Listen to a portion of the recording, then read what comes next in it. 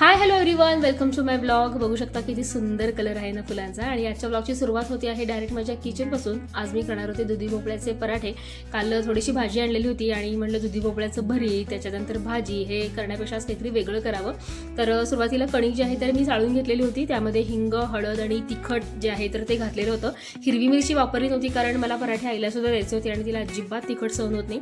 त्यामुळे म्हटलं यावेळेला आपण मिरची स्किपच करावी, कारण खरडा सुद्धा केलेला होता आणि कालच्या ब्लॉगमध्येच मी तो बघितलेला होता. त्याच्यानंतर आलं लसूण पेस्ट जी आहे तर ती फक्त मी एकच चमचा घातलेली होती, कारण बाकी मसाले जे आहेत तर ते आपण ह्याच्यामध्ये ॲड करतो. जसं की धने, जिरे आणि कोथिंबीर मी मिक्सरवरती बारीक करून घेतलेले होते.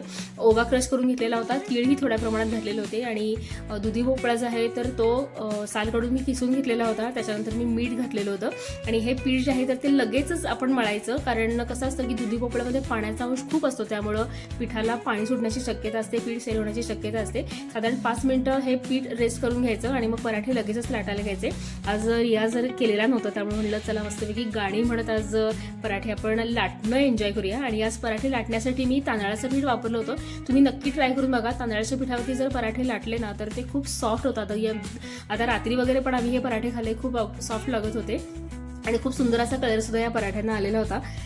छान वाटत होतं म्हणजे, आणि खूप घमघमाट सुद्धा सुटलेला होता. आज बाजूच्या काकू पण मला म्हणाल्या काय स्पेशल डिश वगैरे बनवणं चाललंय का, म्हणजे किती सुंदर पराठे झाले होते याचा अंदाज लावू शकता. त्यानंतर आमच्या इथे एक विंटर वेडिंग फेस्टिवल आलेलं आहे, तिथं आम्ही संध्याकाळी गेलेलो होतो. तर इथं हे जे पापडचे स्टॉल आहेत, त्याच्यानंतर ज्वेलरीचे स्टॉल सुद्धा होते. आणि या जणी उद्या असं 2 दिवस हे इथलं फेस्टिवल आहे.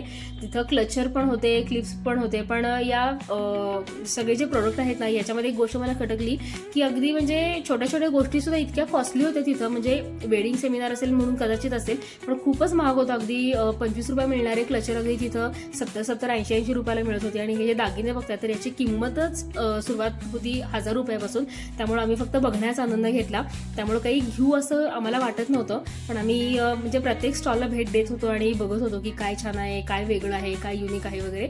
तर असंच बघता बघता आम्ही एका स्टॉलवरती पोहोचलो, जो होता चष्मा आणि गॉगलचा स्टॉल. आणि तिथं मला माझ्या आवडीचा एक छानसा गॉगल मिळाला, जो माझ्या बजेटमध्ये पण मिळाला. छान आहे ना, खूप सुंदर असा गॉगल होता आणि तो दिसत पण छान होता, असं मला नेहमी कॉम्प्लिमेंट पण दिली.